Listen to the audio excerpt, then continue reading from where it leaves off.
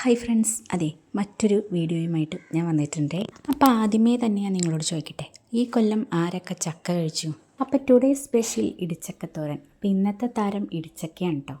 അതും അപ്പച്ചിയുടെ സ്പെഷ്യലാണ്. അപ്പോൾ ഏട്ടന് ഇത് എവിടെ നിന്നോ കൊണ്ടുവന്നാണ് കേട്ടോ. അപ്പോൾ ഈ കൊല്ലത്തെ ആദ്യത്തെ ചക്കയാണ് കേട്ടോ, ആദ്യത്തെ ചക്ക കഴുകലാണ് കേട്ടോ. അപ്പോൾ ഇതിൻ്റെ ചേരുവകളും കാര്യങ്ങളൊക്കെ എനിക്ക് റെഡിയാക്കി തന്നത് അപ്പച്ചിയാണ് കേട്ടോ. പിന്നെ അതുപോലെ വേവിച്ചത് മാത്രം ഞാൻ, അതായത് കുക്കറിനകത്ത് ഇട്ട് വേവിക്കാൻ വെച്ചത് മാത്രം ഞാൻ. ബാക്കിയെല്ലാം ചക്ക അരിഞ്ഞ് തന്നതും ഉള്ളി റെഡിയാക്കി തന്നതും എല്ലാം അപ്പച്ചിയുടെ വകയായിരുന്നു കേട്ടോ. അപ്പച്ചി ഇവിടെ വന്നു കഴിഞ്ഞാൽ അങ്ങനെ എനിക്ക് റെസ്റ്റാണ്. കാരണം പുള്ളിക്കാരി ഇങ്ങനെ ഓടിയാർന്ന് എന്തെങ്കിലുമൊക്കെ ചെയ്തു തരും.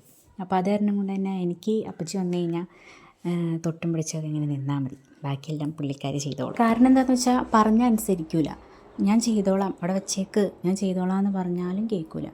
എന്നാലും ഇല്ല, മോൻ തന്നെ കിടന്ന് കഷ്ടപ്പെടണ്ടേ, അപ്പോൾ അപ്പച്ചിയും കൂടി സഹായിക്കുക, അപ്പച്ചി ഇങ്ങനെ നോക്കിക്കണേ എന്നൊക്കെ പറഞ്ഞുകൊണ്ട് ഇങ്ങനെ ഓരോന്ന് ചെയ്തു തരും കേട്ടോ. നിങ്ങളുടെ വീട്ടിലുണ്ടാവുമല്ലോ ഇങ്ങനത്തെ പോരാളികൾ, ഉണ്ടെങ്കിൽ ഒന്ന് കമൻറ്റ് ചെയ്യണം കേട്ടോ അതാരാണെന്ന്. പിന്നെ ഞാൻ അങ്ങനെ ഒരുപാട് ഭാരപ്പെട്ട പണിയൊന്നും ചെയ്യാൻ സമ്മതിക്കാറില്ല കേട്ടോ. കാരണം നമ്മൾ പ്രായത്തെ നോക്കണമല്ലോ. ശാരീരിക അസ്വസ്ഥതകളൊക്കെ ഉള്ള ആളാണ്, പക്ഷെ എന്നാൽ പോലും ഒന്ന് തലവങ്ങിയ ഒരു സ്ഥലത്ത് വെറുതെ ഇരിക്കാത്ത ആളാണ് കേട്ടോ.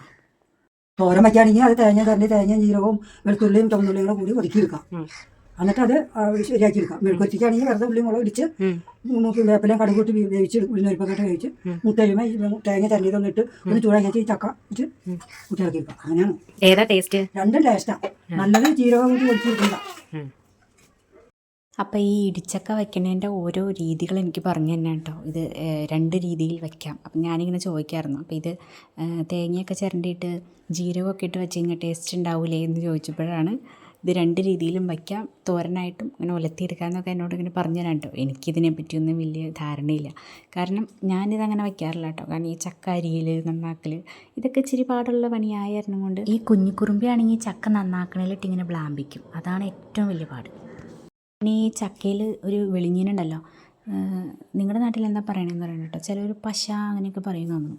നമ്മളിവിടെ വെളിഞ്ഞീൻ എന്നാണ് പറയുന്നത്. അപ്പോൾ ആ സാധനത്തിലെങ്ങാനോട്ട് ഈ കുട്ടിക്കുറുമ്പിയിട്ട് ഇളക്കിയാൽ പിന്നെ അതിനെ ഒന്ന് നേരെ റെഡിയാക്കാൻ വേണ്ടിയിട്ട് ഒരു കുപ്പി വെളിച്ചെണ്ണ മൊത്തം തലേക്കടെ കമത്തേണ്ടി വരും. അപ്പോൾ അത് കാരണം കൊണ്ട് ഞാൻ ആ പരിപാടിക്ക് നിൽക്കാറില്ല. ഇത് പപ്പച്ചി ഉള്ളതിനെ കൊണ്ട് ഒരു കൈ നോക്കാമെന്ന് ഓർത്തിട്ടാ.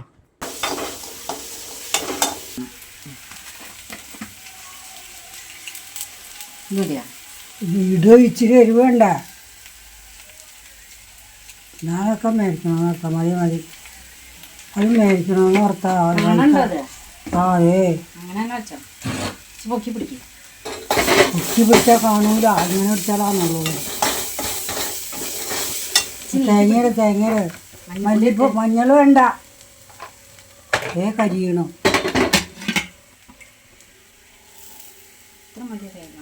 അത് മതി, കാശ് കൊടുത്ത് അടിക്കണല്ല.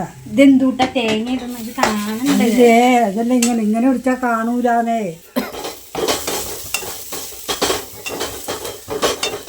അപ്പം ഞാൻ അപ്പച്ചിനോട് ജസ്റ്റ് ഒന്ന് ഫോൺ പിടിച്ചൊന്ന് വീഡിയോ എടുത്തരാൻ പറഞ്ഞ് ഫോൺ കൈ കൊടുത്തു കേട്ടോ. അപ്പോൾ വേറെ എന്തൊക്കെയാണ് പോണത്. പക്ഷെ അവരെ പറഞ്ഞിട്ട് കാര്യമില്ല കേട്ടോ.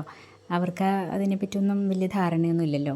അപ്പോൾ പിന്നെ നമുക്ക് പ്രത്യേകിച്ചൊന്നും ചെയ്യാൻ പറ്റില്ലല്ലോ. അപ്പോൾ അതുകൊണ്ട് തന്നെ കുറച്ച് കരിഞ്ഞു പോയായിരുന്നു സ്വല്പം. കാരണം തീ ഒരിത്തിരി കൂട്ടിയായിരുന്നു വരുന്നത്. അപ്പോൾ അതായിരുന്നു കൊണ്ട് ഞാൻ മഞ്ഞപ്പൊടി എടുക്കാൻ പോയപ്പോഴത്തേനും എന്നോട് പറഞ്ഞു മഞ്ഞപ്പൊടി ഇടണ്ടെന്ന് പറഞ്ഞു. അപ്പോൾ ഇവിടെ അപ്പച്ചി ചക്ക വയ്ക്കാൻ നേരത്ത് മഞ്ഞപ്പൊടി ചേർക്കണ്ടെന്ന് പറയും കേട്ടോ. മഞ്ഞപ്പൊടി ചേർക്കാനേ സമ്മതിക്കില്ല. അതുപോലെ തന്നെ ചക്ക കഴുകാനും സമ്മതിക്കില്ല, കഴുകണ്ടെന്ന് പറയും. അപ്പോൾ ഈ രണ്ട് സംഭവങ്ങൾ അപ്പച്ചി പറയും കേട്ടോ ചക്ക കൊണ്ടുവന്ന് കഴിഞ്ഞാൽ. അപ്പോൾ നിങ്ങളുടെ വീട്ടിൽ നിങ്ങളങ്ങനെ ചെയ്യാറുണ്ടോ എന്ന് കമൻറ്റ് ചെയ്യണം കേട്ടോ. അങ്ങനെ ഇത് ചക്ക വേവിച്ചതിന് ശേഷം മിക്സിയിലിട്ടൊന്ന് ജസ്റ്റ് ഒന്ന് കറക്കി എടുത്തരണം കൊണ്ട് അത് ഇങ്ങനെ ആയി കിട്ടി. പിന്നെ ഇച്ചിരി വെന്ത് പോയായിരുന്നു, അത് കാരണം കൊണ്ട് ഇച്ചിരി കുഴഞ്ഞു പോയിട്ടുണ്ട് കേട്ടോ.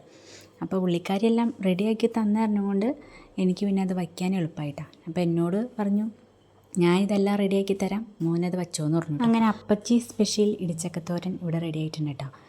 അപ്പോൾ വീഡിയോ ഇഷ്ടപ്പെടുകയാണെങ്കിൽ ലൈക്ക് ചെയ്യാനും കമൻറ്റ് ചെയ്യാനും ഒന്നും മറക്കരുത് കേട്ടോ. വീണ്ടും കാണാം, ബൈ.